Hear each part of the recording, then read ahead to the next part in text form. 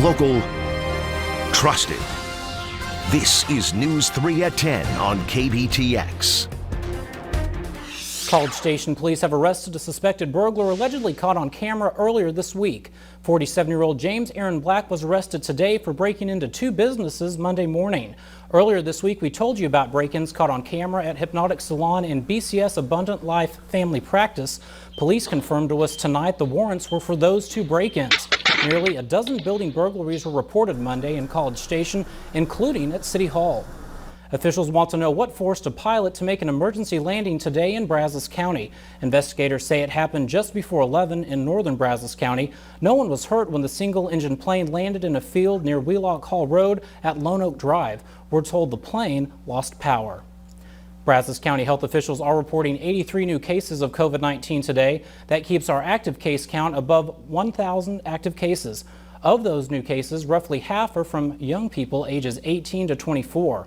Hospitalizations for the virus remain elevated today. 32 residents are currently being treated for the virus in local hospitals. To date, nearly 100,000 COVID-19 tests have been performed in Brazos County. A Bryan woman held her annual Thanksgiving meal for anyone needing a bite today. Gloria Kennard's big feast was different this year due to COVID-19. It was a drive-through and walk-up-to-go service only at Pleasant Grove Missionary Baptist Church. Kennard and her many friends have been preparing the Thanksgiving Fellowship meal for 32 years now. Oh, the drive-through was lovely. Everything was in order. Everybody waited. Everybody was enjoyable. Everybody enjoyed the meal. So everything went real great. Well, when I found out about it from someone at work, I just thought it would be a great way to give back to the community and kind of, show my thankfulness for the fact that I haven't suffered like some people are suffering now. The group tells us they served nearly 800 meals today. It's a holiday tradition that's brightened up Bryan College Station for over 35 years, and it's back for you to enjoy again. We're, of course, talking about the lights coming on for Christmas in the park. That's where News 3's Andy Krause is live now from Central Park. Andy, you were out there when at the exact moment the lights officially went on for the first time this year. What's it like being out there? Well, Clay, the lights went on just before 6, and there were already plenty of families out here waiting for that exact moment to cap off their Thanksgiving. Some even driving their cars through the parking lot as families look for ways to celebrate the holidays safely in 2020. We won't be able to enjoy some of the traditional holiday celebrations we're used to in 2020. But turning the lights on for Christmas in the park for the first time on Thanksgiving night wasn't one of those traditions falling victim to the pandemic. Our first date, we came out here 2 years ago. So it's special to us. We always come out. I've grown up coming out to the Central Park lights, so that's why we come out, because it's special. And we love the lights. I love Christmas lights. Many families say they're going to keep their celebrations small and within the family this year. That's why some came out early, so they could keep their distance for the moment the displays switched on. We're going to keep it real small this year. Me and my wife and my mother and father-in-law, which we're around all the time anyways. Just spending time with the family inside the home. And even if we do go outside, social distancing. It's one reason why Christmas in the park is an even more attractive event for some families this year. Being outside and easy to keep your distance from others. You can even enjoy the lights from the safety of your car. It's harder, but I think we will have some barbecue tonight. So, we try to cope as good as we can. So that's all you can do, right? We really try to play it safe, so we do not want to endanger anybody. We're not having a large gathering like we usually do. For Thanksgiving Day, we just had my family and my grandma and grandpa. Stay safe, have a good Christmas, Thanksgiving, and hopefully you come and see the lights. Now, there's a special drive-through event here next week on December 4th and 5th from 6 to 10 p.m., and that comes along with a few special holiday treats. So that's just another great way to enjoy the lights safely as the holiday season really kicks into high gear here. Live from Central Park, Andy Krause, News 3. And if you were outside enjoying some of those holiday lights maybe this evening, you noticed temperatures were very mild here across the Brazos Valley. Many of us, even tonight, still sitting into the 60s. You look up towards the north, that's where a cold front sits, and we'll talk more about that cold front as it comes into our forecast here, especially as we get towards the second half of the weekend. But really, right now, it's this warm front that we are watching closely because it will be the thing to help get us at least a little bit more moisture through the overnight hours. May fuel a little bit of that fog first thing tomorrow morning, so keep that that in mind, the clouds are going to be almost a guarantee as we head into tomorrow. So we're really not going to find a whole lot of breaks in the cloud cover, not only Friday, but into Saturday as well. Sunday may be the first day that we really see some good sunshine here across the region. Until that happens, we're watching for a couple of different systems to roll through. The first that comes through on Friday has the potential to bring us some strong to possibly even severe storms. Then comes the cold front, and notice these temperatures by the second half of your holiday weekend. Most of us only topping off into the mid and upper 50s. It is going to be windblown. It's going to be a little chilly. And of course, we've got a lot of ups and downs with this weather pattern. We'll detail it out for you coming up here in just a couple of minutes. Thank you, Erica. It's no secret that eating healthy foods can lead to a healthier lifestyle, but for many, produce and other beneficial foods are difficult to get.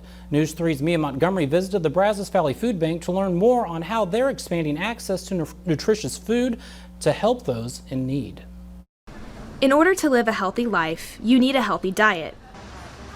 Many of us might set a New Year's resolution to eat better, but for some, access to healthy foods isn't a given. That stuff is the more expensive stuff at the grocery store to buy, and it's perishable, right?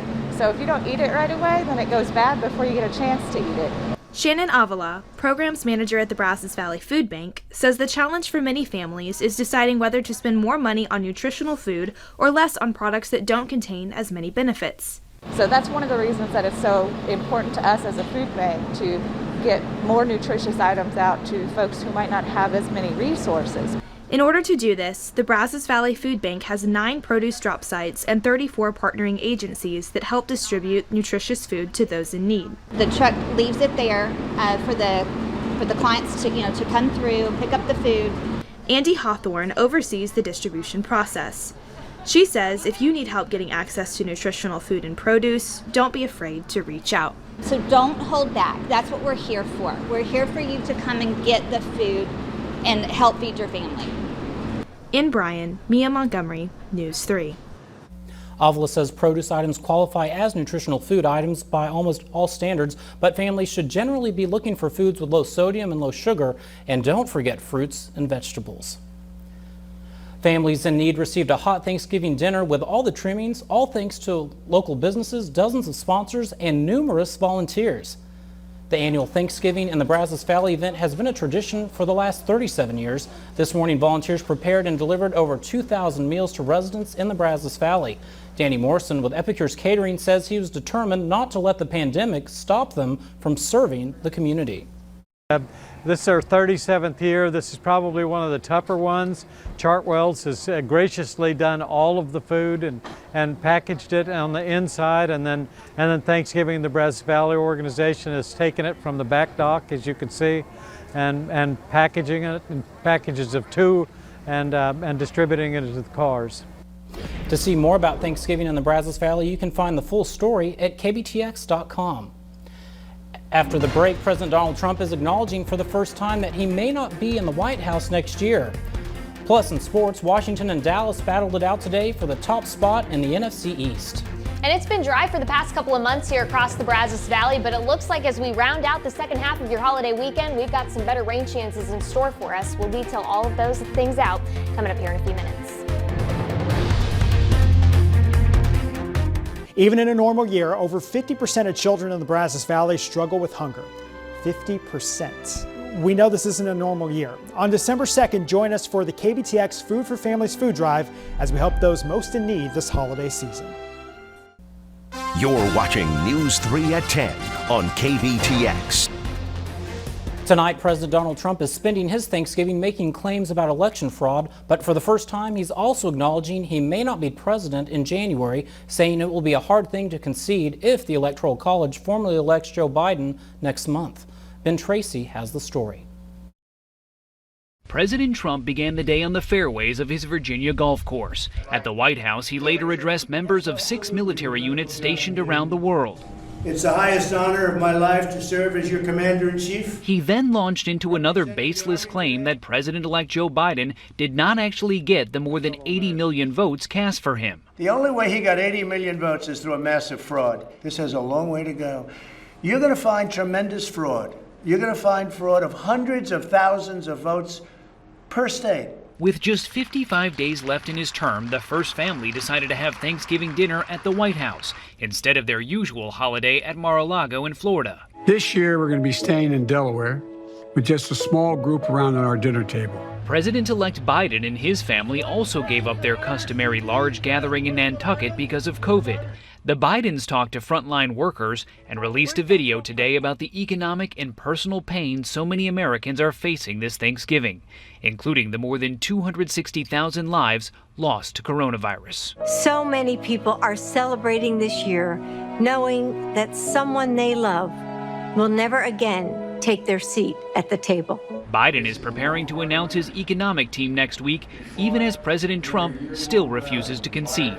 That's right, lock her up! The president's former national security advisor, Michael Flynn, is speaking out after being pardoned by President Trump Wednesday, despite pleading guilty twice to lying to the FBI about his contacts with the Russian ambassador. In a statement today, Flynn said he is the victim, viciously targeted, maligned, smeared, and threatened. But President Trump himself said in 2017 that he fired Flynn because he lied to the vice president and the FBI. Now, President Trump is expected to issue several more pardons before his term ends on January 20th. He even retweeted a congressman who suggested that President Trump preemptively pardon himself. Ben Tracy, CBS News, the White House. President Trump quieted rumors about a possible bid for president in 2024 as well this evening, saying it's, quote, too soon to talk about it. We'll stick around and we'll get a look at your forecast right after the break. Here's our Live Eye Network.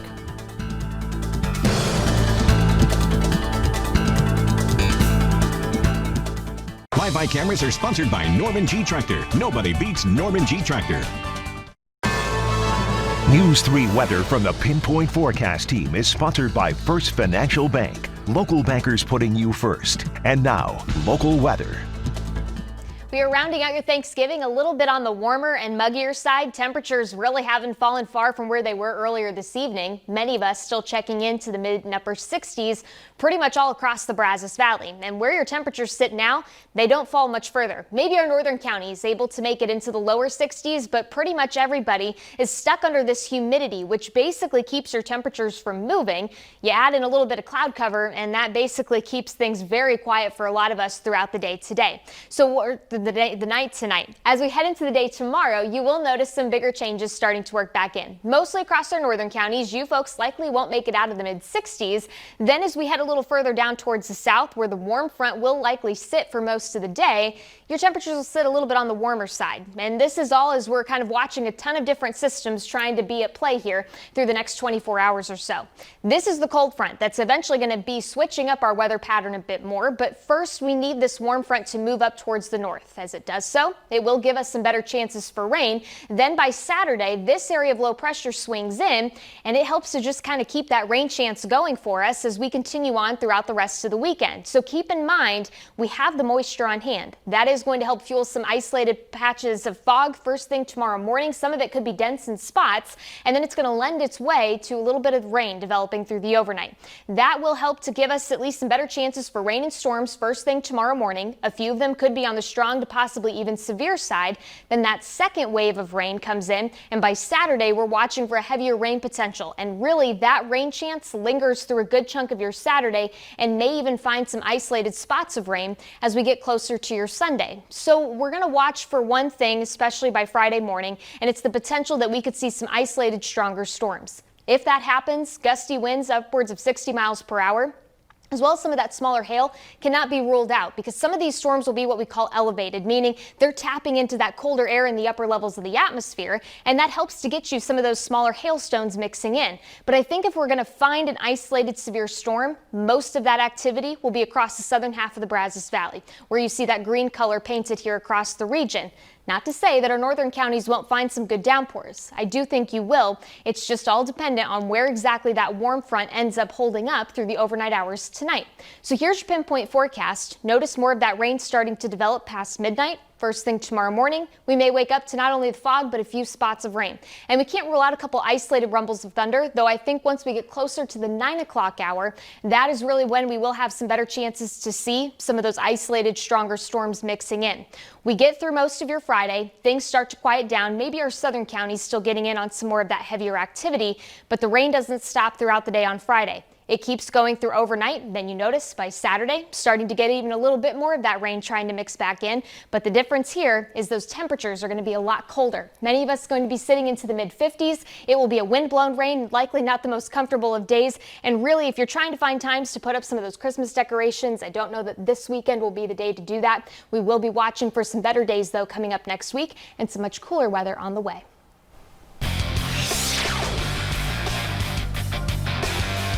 Well, coming up next in sports, we've seen the Aggies make big strides this season, and that includes on third down conversions. Hear from Jimbo Fisher on his team's success in that category.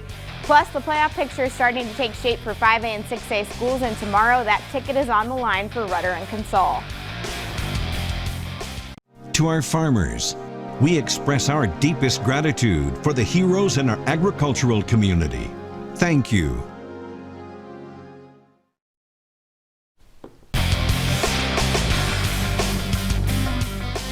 Well, leading the SEC, that's what the Aggies are doing on third down conversions this year and are tops in the nation as well. And as head coach Jimbo Fisher did at this week's press conference, we'll knock on wood for the Aggies that success continues on third down against LSU on Saturday. If you can remember back to 3 weeks ago, the last time A&M played in a 48-3 win over South Carolina, they were 12 of 16 on third downs and scored 3 of their first half touchdowns on that down. Being at the top in that category is a far cry from being ranked number 65 last year. The team says it's been a point of emphasis and credits being better on first and second downs this year, as well as the play of their O-line. We prioritize. We spend a lot of time on it and all of our different looks and things we do. And I think when you call plays on first and second down, you got to keep third down in mind. And also by how, that team goes. And I think we've done a good job of eliminating negative plays and things that set you behind the chains in your third down, so you've been in makeable third down situations, which has allowed us to help, and then we try to emphasize that, and our players have done a really good job of executing. The O-line has definitely been a big help with that. We can run the ball, throw the ball on first down, second down. We have the opportunity to do whatever we want, and it starts off with the O-line and the protection. So, they've done a great job this year, and also with Kellen. Kellen has been playing the best ball I've seen him play, so we all on right now. They may be tested against LSU. The Tigers didn't allow a third down conversion to Arkansas last week. A&M and LSU are set for a 6 p.m. kickoff on Saturday on ESPN. To the NFL, Dallas hosting Washington with playoff implications on the line for 2, 3, and 7 teams because, well, that's the NFC East. Before the game, Cowboys paying tribute to their strength and conditioning coach Marcus Paul, who died earlier this week. First quarter, Cowboys leading 3-0. Antonio Gibson gets it and gets around to the right side and in for the 5-yard score. It was 7-3 Washington. Start of the second quarter, Cowboys answer. Andy Dalton has Amari Cooper downfield. It's a 54-yard catch and run for the touchdown. It's 10-7 Dallas. Under 3 to play in the half, Alex Smith will hit Logan Thomas in the end zone to give Washington the 17-10 lead. Dallas made it 17-13 at the half. In the fourth quarter, Washington leading 20-16. The Cowboys tried a fake punt on fourth down and failed miserably. Washington capitalizes. Antonio Gibson goes 37 yards for the score to make it 27-16, and it just got worse from there for Dallas. The football team takes this one 41-16. And in the early game, Houston traveled to Detroit first quarter. Lions down to their 1-yard line, and it's Adrian Peterson punching in for one of his 2 TDs on the day. It was 7-0 Detroit. Nothing going for the Texans on their first drive, but J.J. Watt will help them out, grabbing Matthew Stafford's pass out of the air and taking it back for 6. Extra point was missed. Lions led 7-6. Into the third quarter, Texans still trailing by 1. Deshaun Watson goes to the air, and Duke Johnson makes the over-the-shoulder grab into the end zone. He'll just head to the locker room after that one, too. Texans take it 20-14 lead. Fourth quarter now, Houston building on their lead. Watson goes to Fuller in the end zone. It's a 40-yard score. 2-point conversion makes it 34-17. And the Texans, thankful for a win on this Thanksgiving, 41-25, the final. Well, that will do it for sports tonight. But first, let's take a quick look outside from our Live Eye Network. We'll have your final look at weather after the break.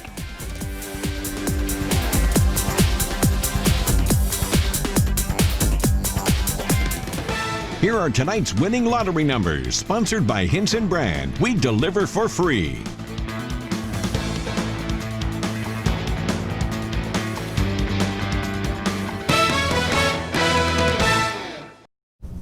We've got some cute viral video we want to share with you before we leave. Take a look at Boomer. He's a 2.5-year-old golden retriever and he loves to run on the treadmill. He's an explosive detection canine with the Wichita Police Department. Boomer's handler says the two work out every day together. Boomer does about 5 to 7 miles every morning. How about that for a little wake-up workout? Yeah, I wish I was that dedicated to be up and doing that, especially tomorrow morning, especially after all this Thanksgiving food. Anyways, once you're getting up tomorrow morning, you may hear a little bit of rain. You may find some rumbles of thunder to wake you up. We will be watching for a round of rain and storms to roll in. I think really the time frame that we're going to have to closely monitor tomorrow morning will be closer to about the 8-9 o'clock time frame, and then that will linger through the early morning hours. Basically, the story is we're going to be watching for multiple rounds of rain and storms. Friday, we'll watch for that isolated severe potential. Really, many of us will probably just find some rain and some louder rumbles of thunder, maybe some small hail trying to mix in there as well. But really, as we head in towards your Saturday, it's these multiple rounds that will end up kind of giving us these better chances for rain and even maybe a few thunderstorms into your Saturday as well, but likely just not great weather to get the lights up if that's what you were hoping to do this weekend. You may want to find some other times to do it. Yes, Sunday brings back the sunshine, but it is going to be breezy. Temperature is going to be a little bit on the cooler side, and I really think that there's some better weather waiting for us once we get to the other side of this holiday weekend. We've got a lot of sunshine for next week, and that really will kind of, I think, give us some better weather to get the outdoor Christmas lights up. Again, we'll watch for the rain chances the next couple of days, and fingers crossed we can really get some good rainfall here in the Brazos Valley. Thank you, Erica. Happy Thanksgiving from all of us at KBTX. Please join us tomorrow for Brazos Valley This Morning.